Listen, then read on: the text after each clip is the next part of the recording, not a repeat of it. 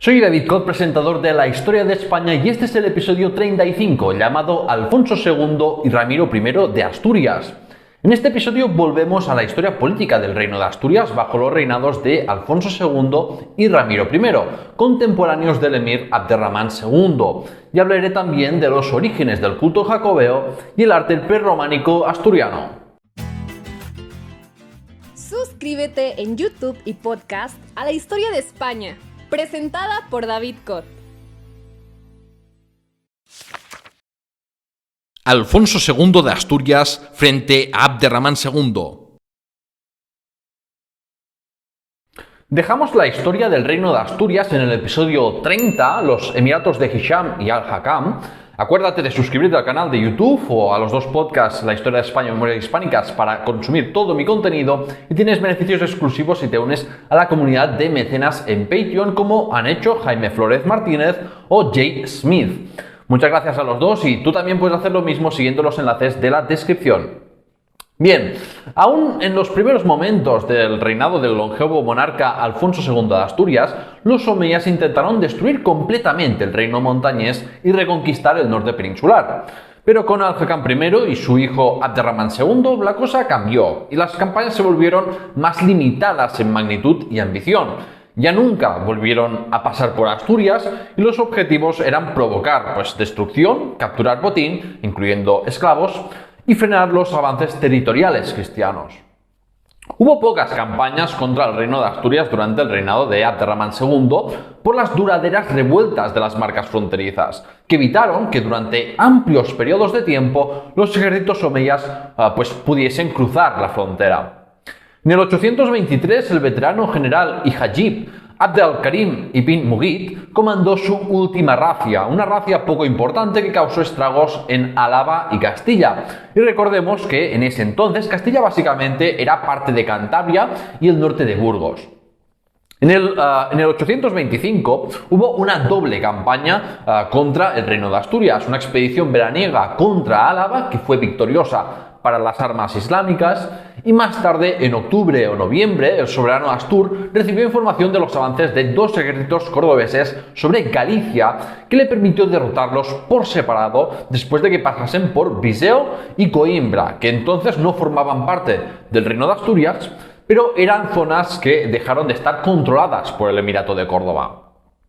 Después de una breve campaña contra Castilla el año siguiente, pasaron más de 10 años sin campañas, porque el camino habitual por Toledo y Mérida estaba bloqueado por rebeldes. Las tres campañas del 838, 839 y 840 sí que causaron destrucción, como siempre, ¿no?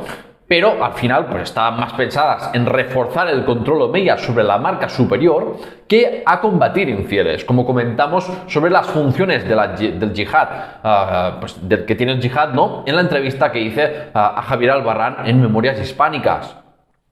Como respuesta a estos ataques, a la que pudo Alfonso II, envió una expedición ofensiva contra Medinaceli. Pero un hijo de Musa ibn Musa se enfrentó a los cristianos y los derrotó, matando a su comandante y a la mayoría de sus compañeros. A nivel de política interna tenemos sorprendentemente pocos detalles del reinado de Alfonso II, a pesar de haber gobernado durante 50 años. Aparte de todo lo que ya comenté en el episodio 30 y que antes, durante y después de reinar siempre tuvo facciones nobiliarias que se opusieron a su reinado, por destacar algo que no mencioné, tenemos el fuero de Brasoñera, que es la carta de población más antigua que conservamos, data del 824 y fue otorgada por antepasados del conde de Castilla, Fernán González, a los 5 vecinos que fueron a poblar esta aldea del norte de la provincia de Palencia. Eso sí, por favor, os pido que no repitáis mantras que leo por ahí de que Brasoñera, eso es el pueblo más antiguo de España o el que tiene el ayuntamiento más antiguo, porque esa afirmación es ridícula. El episodio histórico mejor conocido de su reinado tiene que ver con un bereber exiliado del Emirato de Córdoba. Comenté brevemente en el episodio 32, Abderramán II el Reformista, que después de que el emir enviara un ejército para que los bereberes de la provincia de Mérida se sometieran, un muladí y un bereber llamado Mahmud ibn Abd al-Jabbar se unieron para derrocar y asesinar al gobernador colocado por los omeyas en la capital emiretense en el año 828.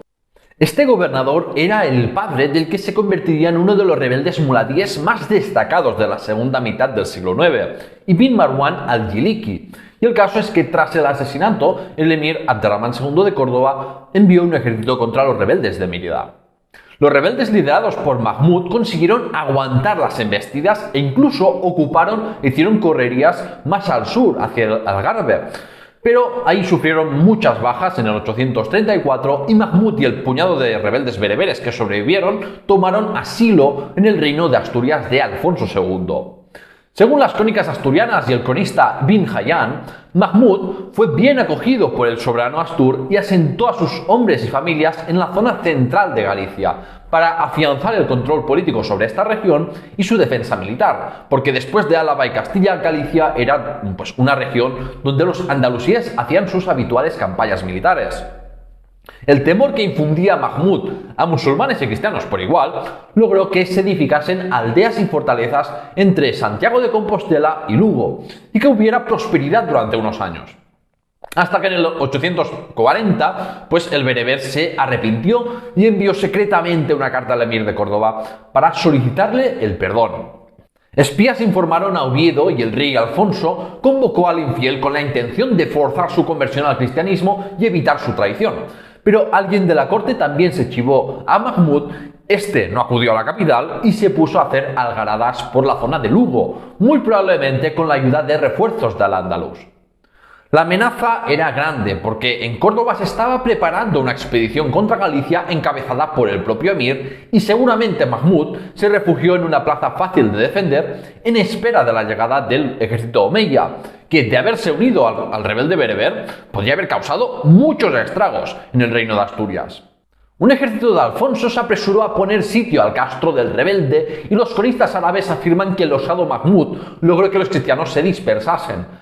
Pero el líder bereber tuvo un accidente con el caballo y murió. Y es que es así de fácil irse al otro barrio sin esperarlo. Al comprobar los cristianos que había muerto y que no era ninguna treta, entraron en la plaza fuerte y mataron a los que se resistieron e hicieron cautivos a los que se rindieron. Entre ellos estaba Gamila, la hermana de Mahmud, que era famosa por su belleza y que, según Ibn Hayyan, se disputaron los nobles cristianos para hacerla su esposa, y uno se casó con ella, la convirtió al cristianismo y tuvo varios hijos, uno de los cuales llegó a ser arzobispo de Santiago de Compostela. El origen del culto jacobeo. Hacia el 830, un ermitaño llamado Pelayo descubrió allá por el oeste de Galicia unas ruinas con un sepulcro que destacaba, según la tradición jacobea, porque escuchó voces celestiales y vio luces extrañas en el bosque. La arqueología revela que hubo un pequeño poblado en época romana, en el actual Santiago de Compostela, que fue abandonado en el siglo V, en esa época de grandes convulsiones en todo el mundo romano y con especial incidencia en la provincia de Galicia, si bien el lugar siguió siendo utilizado como un cementerio hasta el siglo VIII. En el siglo IX se trataba de un lugar relativamente apartado y abandonado, incluso con un bosque que estaba engullendo el antiguo mausoleo y restos romanos, porque por la zona solo había población rural dispersa con una pequeña iglesia cerca. Pensando Pelayo que había encontrado el sepulcro del apóstol Santiago el Mayor, se apresuró a comunicarlo al obispo Teodomiro de Iria Flavia, que visitó el lugar e identificó la tumba como la tumba del apóstol Santiago el Mayor. Pero ¿cómo terminó Santiago de Cebedeo en Hispania? ¿Acaso no había sido ejecutado en Jerusalén? Pues ahí está el tema, porque como ya comenté en el lejano episodio 9, Bajo Imperio y Cristianismo en Hispania, en la historiografía moderna prácticamente hay unanimidad en que la predicación de Santiago en Hispania y el traslado de su cuerpo en Galicia son invenciones sin ninguna base histórica. It's a total fabrication. It never happened. It never happened. This one was invented by a writer. It's false. It's fiction. It's an urban legend that never happened. No way. We got you. Fue en la antigüedad tardía cuando empezó a circular la idea de que cada apóstol había ido a evangelizar una región del mundo conocido, y al que le tocó la península ibérica fue el apóstol Santiago el Mayor.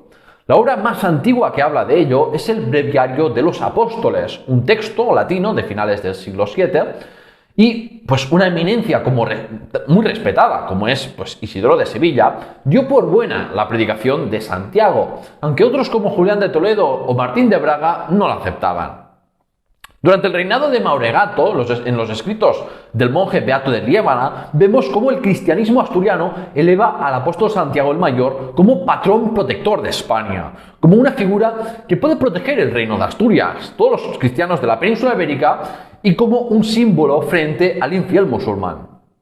En su himno Ode Verbum, Beato de Liébana dice, cita, «Oh apóstol santísimo y digno de alabanza, cabeza refulgente y dorada de España, defensor nuestro y patrono, sé nuestra salvación celeste contra la peste y aleja de nosotros toda enfermedad, llaga y maldad».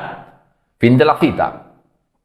Para entonces parece que estaba bastante aceptado que Santiago el Mayor evangelizó Hispania y se creía que estaba enterrado en algún lugar del extremo occidental de la península, en un lugar conocido como Arcis Marmoricis.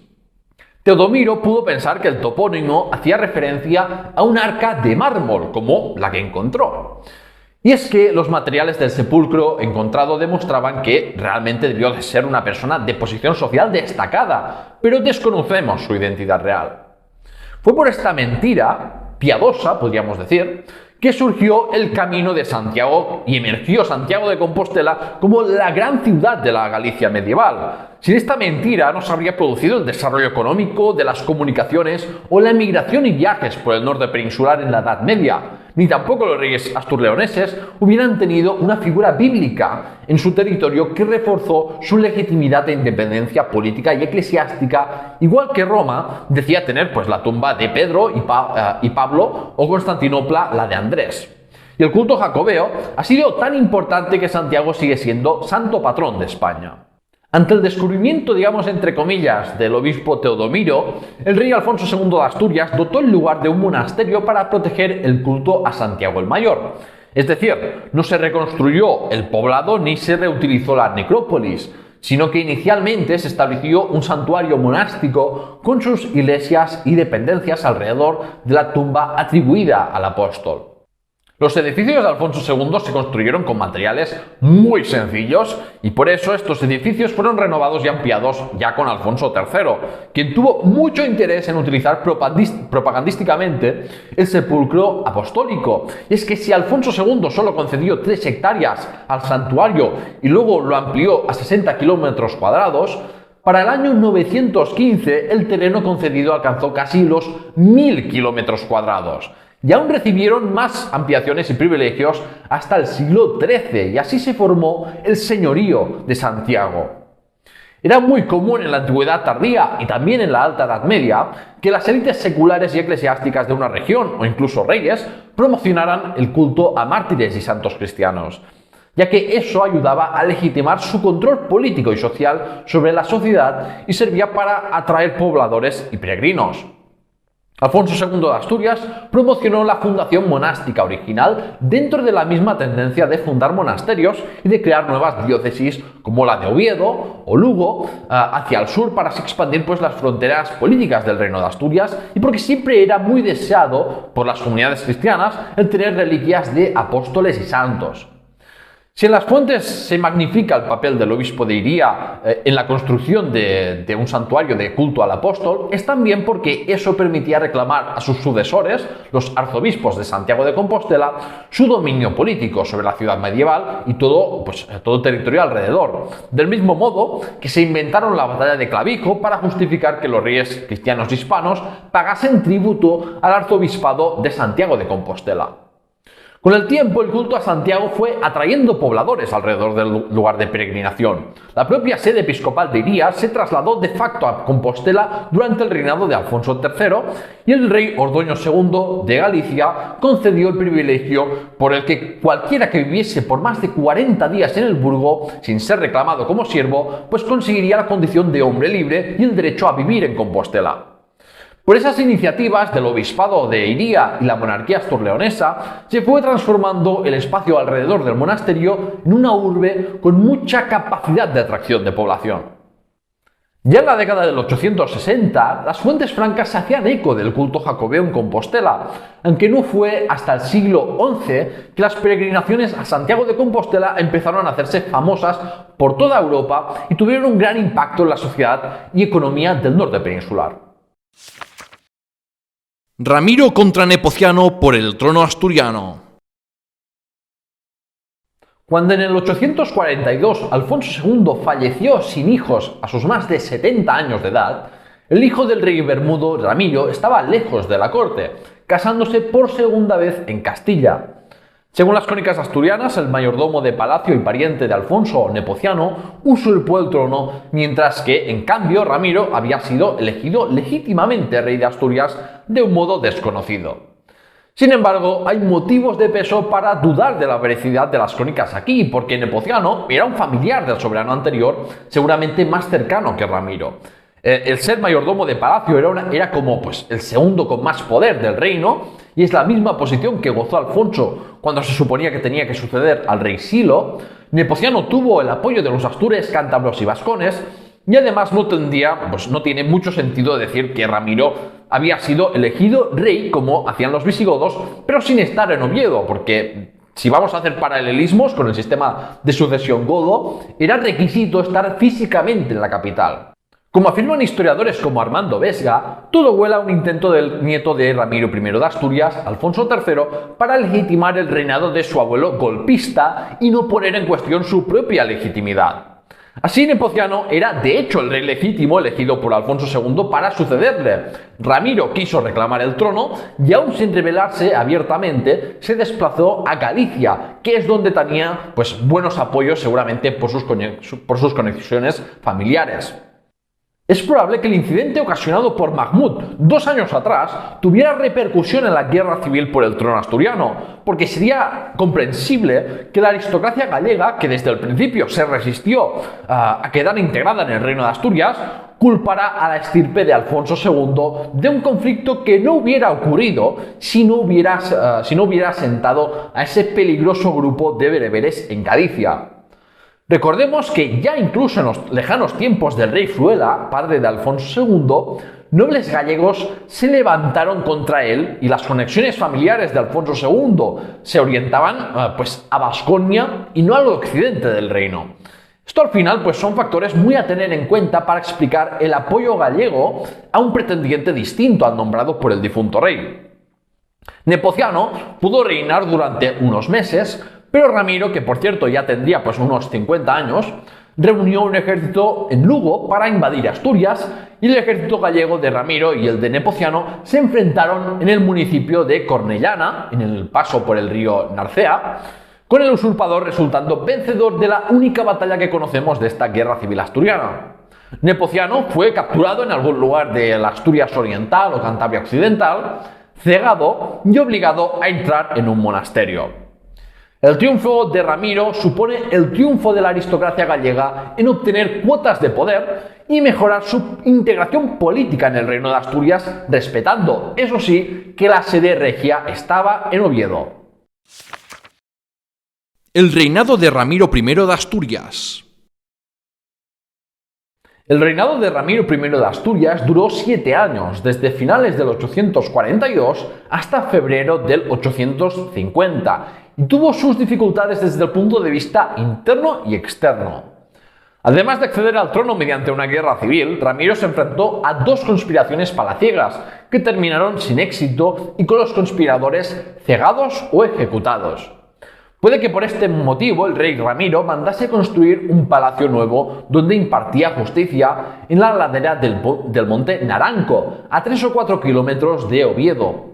El palacio de Santa María de Naranco, que hoy en día se puede visitar y en su día fue transformado en iglesia, pero se hicieron obras en el siglo pasado para devolverlo a su aspecto original.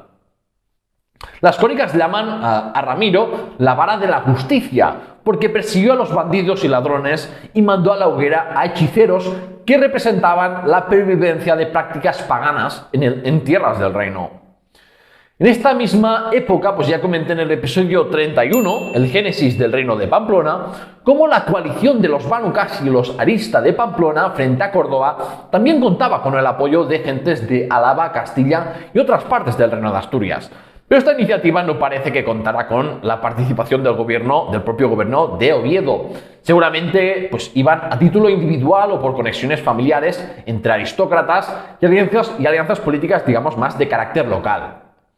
Donde sí intervino el rey Ramiro con las huestes del reino fue en la defensa por el ataque vikingo del 844, como ya comenté en el episodio 32, Abderramán II el Reformista, en que los vikingos pasaron un mes por el reino de Asturias, pero el rey Ramiro pues, consiguió expulsarlos de Galicia sin demasiada dificultad. En las crónicas árabes, León reaparece en el año 846 y eso dio lugar a la hipótesis del medievalista Claudio Sánchez de Albornoz de que el rey Ramiro había llevado a cabo la reorganización administrativa de la antigua ciudad de León para incorporarla al reino de Asturias. Pero lo cierto es que no tenemos noticias en las fuentes latinas de tal cosa. Para entonces, León era pues, más bien un conjunto de casas más o menos cercanas, que era un poblado ruralizado sin capacidad para proyectar su poder a nivel regional. Recordemos que con la conquista islámica se asentó una guarnición bereber en León, pero con la revuelta bereber de los años 740 desapareció tal guarnición y, igual que pues, en otras partes de la cuenca del Duero, pues quedó sin ninguna autoridad reconocible y apenas sabemos nada sobre lo que ocurrió por ahí durante décadas. Como ya expliqué en el episodio extra 12, Tierra de Nadie, el Duero entre los siglos 8 y 11. El emir envió contra León a su hijo Muhammad. El príncipe heredero puso bajo sitio León y de noche los habitantes de León evacuaron la ciudad para refugiarse en el monte, a lo que los musulmanes se pusieron al día siguiente a saquear e incendiar sus viviendas. El futuro emir no pudo derrocar las gruesas murallas leonesas de época romana, pero les hizo tantas brechas como pudo con lanzapiedras antes de terminar la campaña, no sin pasar unos días causando más destrucción por la zona y capturando cristianos para esclavizarlos. Sobre el porqué de la campaña, sí que pudo ser que Ramiro intentase avanzar hacia la llanura de la meseta y los omeyas actuasen rápido contra esta pretensión. Pero también podría ser que fuera un ataque similar a otras poblaciones que estaban en Tierra de Nadie como Viseu y Coimbra. Y en todo caso, pues esta acción pudo provocar que la población de León buscase la protección de la monarquía asturiana. Fue el hijo y sucesor de Ramiro, Ordoño I de Asturias, quien integrará con éxito en el reino de Asturias ciudades como León y Astorga y las volverá a dotar de un obispo. El arte prerrománico asturiano. El término arte prerrománico engloba todo el arte medieval de la Europa cristiana latina entre los siglos VI y X, entre el arte paleocristiano y el románico que surge en el siglo XI. Básicamente es un término para un periodo temporal porque engloba estilos artísticos y técnicos muy distintos.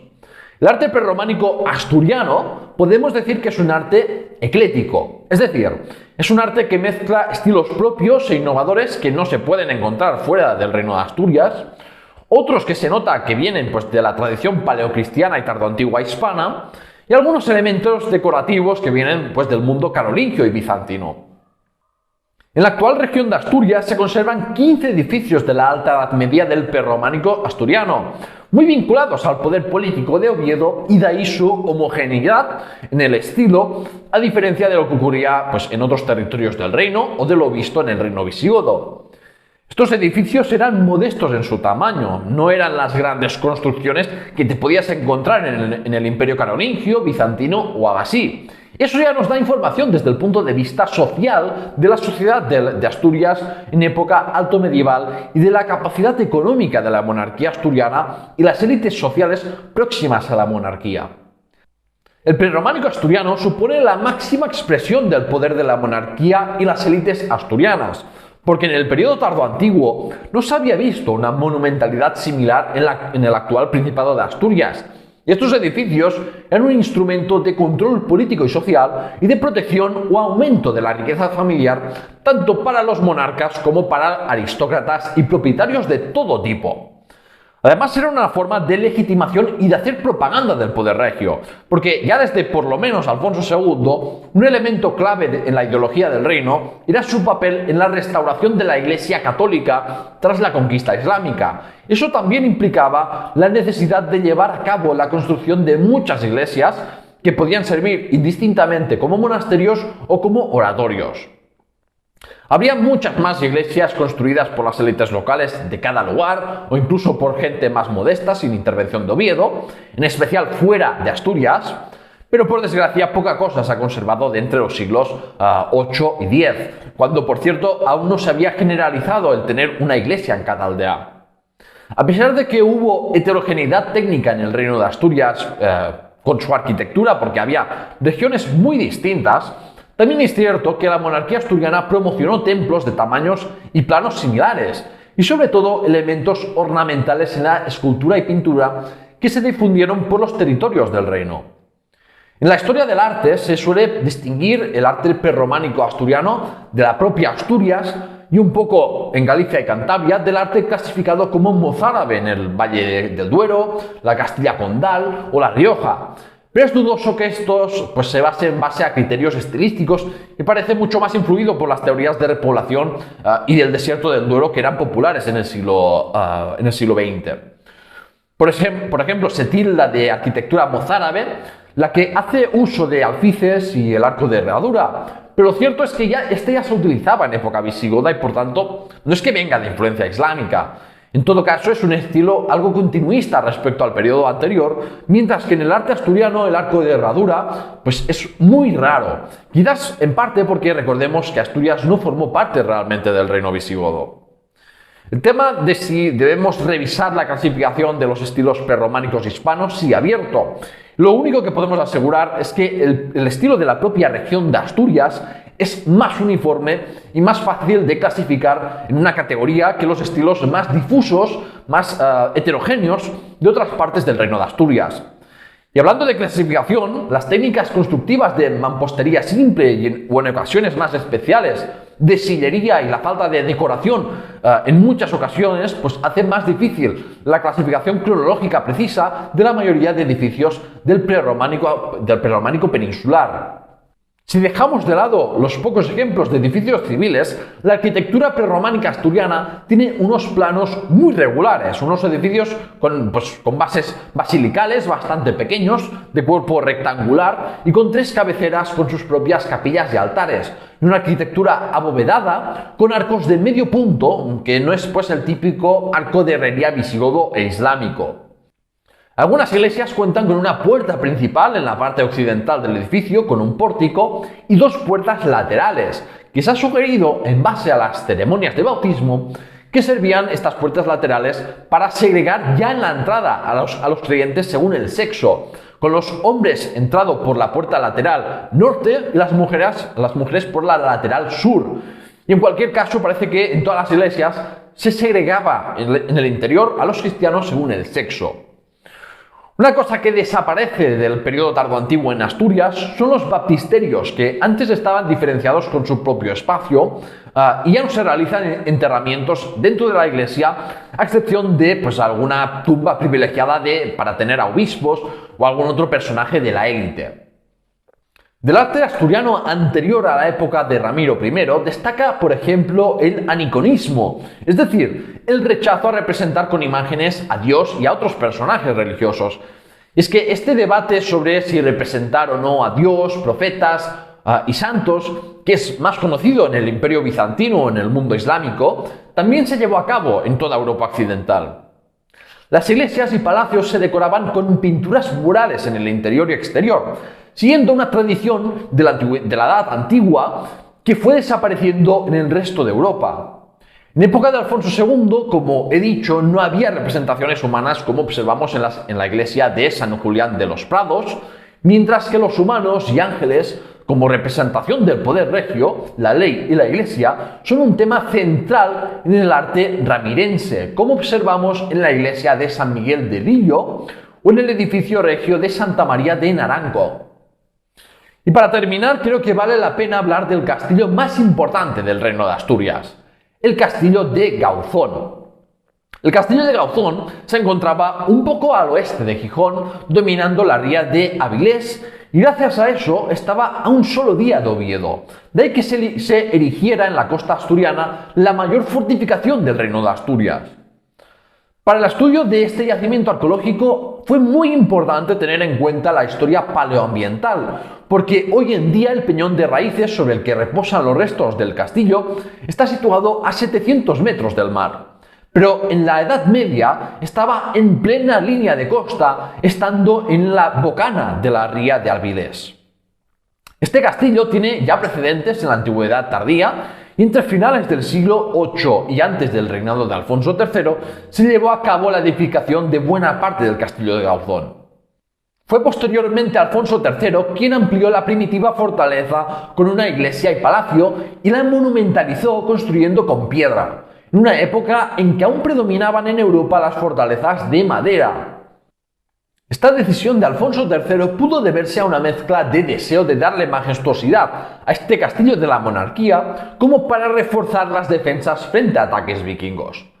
Piensa que la construcción monumental es algo muy vinculado a la afirmación del poder político, como vemos en la expansión del Reino de Asturias, porque por ejemplo carecemos de construcciones monumentales de esta época por iniciativa de élites locales sin suficientes recursos en otros lugares como la cuenca del Duero, pero ahí donde llegaba la autoridad de los reyes de Asturias, los soberanos patrocinaron la construcción de iglesias, monasterios y otros edificios monumentales con las que otros aristócratas más locales o regionales no podían competir. El castillo de Gauzón servía de centro administrativo, militar y portuario para la monarquía asturiana. Se explotaba una salina cerca y también controlaba las poblaciones y varias iglesias y monasterios próximos que siguen existiendo y tienen origen en esta época. Y de su puerto se cobraban portazgos y entraban y salían embarcaciones y mercancías. Fue en esta fortificación donde se confeccionó la Cruz de la Victoria, convertida en un icono del Principado de Asturias, porque el castillo de Gauzón disponía de un espacio metalúrgico para satisfacer el consumo interno de las élites asturianas. La monarquía, obispos y grandes terratenientes lo que pretendían era lo mismo, dominar un espacio, y la arquitectura con la construcción de fortalezas en lugares altos era una expresión de dominio aristocrático que se estaba extendiendo poco a poco por toda Europa, asentando las bases para el posterior desarrollo de la sociedad feudal.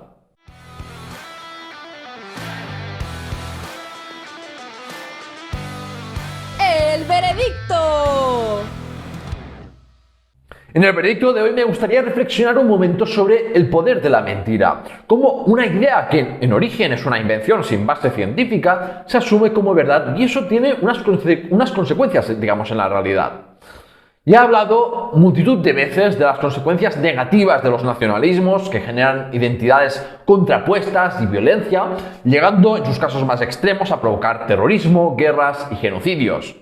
Sin embargo, otras veces una mentira, que puede ser garante de la paz y del desarrollo económico sin perjudicar a nadie en particular. Y esto me parece aplicable en el caso del origen del culto jacobeo. O, por ejemplo, puede favorecer la integración entre pueblos distintos, como fue el caso de darle un origen genealógico común al pueblo godo y al hispano. ¿Y tú puedes pensar en otros ejemplos de mentiras que han tenido consecuencias positivas en la historia? Espero tu respuesta en los comentarios. Aquí termina el episodio de hoy. Si te ha parecido interesante y eres nuevo, por favor suscríbete al programa allá donde lo estés escuchando. En las redes sociales tienes más contenido y en la página web puedes encontrar los guiones, fuentes que utilizo y artículos como camisetas o tazas para comprar en la tienda. Puedes ayudarme a seguir adelante con este proyecto haciendo una donación o uniéndote a la comunidad de mecenas en patreon.com/lahistoriahispana.